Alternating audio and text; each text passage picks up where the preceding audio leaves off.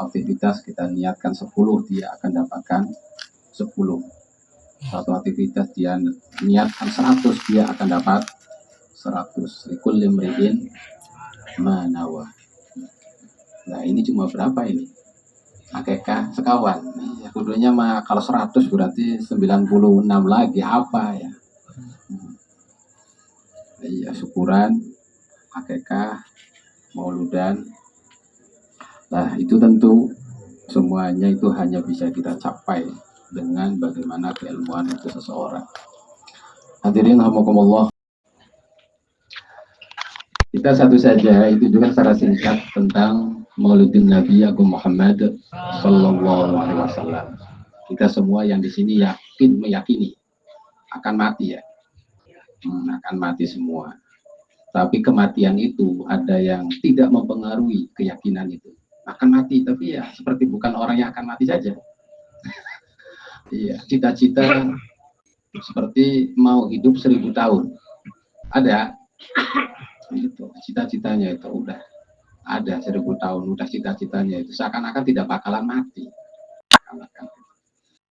Padahal kita meyakini semuanya itu akan mati. Nah ini pas ya cerita sedikit saja. Ya mudah-mudahan memberi kemanfaatan kepada khususnya diri pribadi, umumnya hadirin sekalian. Semalam itu saya tuh mimpinya gini. Tentang ya karena ini tentang maulid ya, mimpinya gini. Kamu tahu nggak bahwa dalam diri kamu itu ada banyak sifat. Tahu itu ke bawah-bawah dari mana, saya juga nggak ngerti itu. Ada ke bawah-bawah dari mana itu. Ada banyak sifat yang ada dalam diri manusia. Dan kita semuanya yakin manusia semua itu. Ada sifat dalam diri kita itu sifat sabu'iyah. Itu binatang buas. Ada dalam diri kita itu sifat bahimiyah, itu sifat hewan ternak. Ada dalam diri kita itu sifat syaitoniah. Juga ada dalam diri kita itu sifat robbaniyah. Itu dalam mimpinya. Ya mudah-mudahan tahu ke bawah dari mana itu. Dan kamu harus tahu bahwa kita manusia yang unsurnya seperti itu hanya bisa kita jadi khalifah fil ardh. Jadi manusia yang sejatinya itu kalau tidak ada nabi tidak bakalan terjadi. Jadi bisanya kita manusia yang unsur yang begitu, ada yang mengerikan, yaitu sabunia setonia, ada yang sifatnya itu bahimiyah. Yang dipikirkan itu dalam hidup itu makan saja, makan, minum, tidur enak, ya gitu aja. Itu tuh. Ada juga robaniyah, itu tidak bisa muncul dominan dalam diri kita sifat robaniyah kecuali melalui lewat nabi. Tanpa melalui nabi kamu tidak bakalan mampu, tidak bakalan bisa. Dan bersyukurlah dengan Allah mengutus kita seorang nabi juga yang termulia, yang teragung, yaitu Nabi kita Muhammad Sallallahu Alaihi Wasallam. Lah, terjaga. Ini kaitannya dengan nabi ini bulan Mulud. Dan saya rasa itu saya sangat malu sekali saat itu bangun itu, sangat malu sekali. Ternyata dalam diri kita itu yang dominan itu bukan robaniyah, tapi lebih kepada saya sendiri itu ya kayaknya bahimiyah lah. Sebab kalau bangun-bangun itu mikirin tuh ya makanan, ngopi, ngerokok yang dipikirin itu bangun-bangun. Iya, yang dipikirin itu. Jadi rasa malu yang sangat gitu tuh.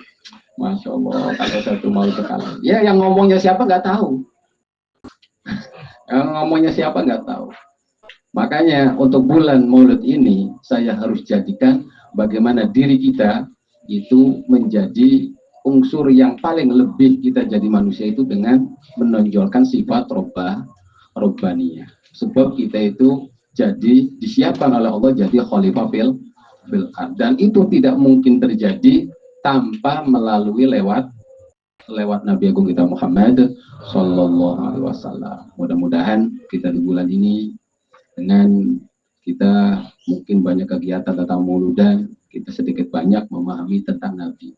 Dan akhirnya kita bisa dipraktekkan. Bagaimana kita tekankan yang namanya sifat bahimiyah kita, sabuhiyah kita, syaitoniyah kita, lidah kita tonjolkan sifat robbaniyah kita. Dan semua kegiatan-kegiatan kebaikan itu mengarah ke sana. Dengan kita bersyukur itu supaya kita jadi sifat robbaniyah, sebab Allah adalah asyakur. Juga dengan kita melakukan kegiatan kebaikan-kebaikan seperti apa, umroh, ibadah, maksud atau apa, itu upaya untuk kita jadi sifat yang tonjol adalah sifat robbaniyah. Kita mencetak anak supaya jadi anak soleh-solehah yang akan membanggakan, tidak merusak bumi tapi justru memperbaiki alam semesta. Itu bentuk daripada bagaimana kita itu menjadi sifat robbaniyah. Nah, itu sajalah, jangan banyak-banyak ya. Itu juga kayaknya PR bagi saya pribadi, itu kayaknya lama, itu tuh nggak selesai itu. Supaya kita jadi manusia robbani, jangan jadi manusia bahimi, jangan jadi manusia syaitoni, jangan jadi manusia sabu.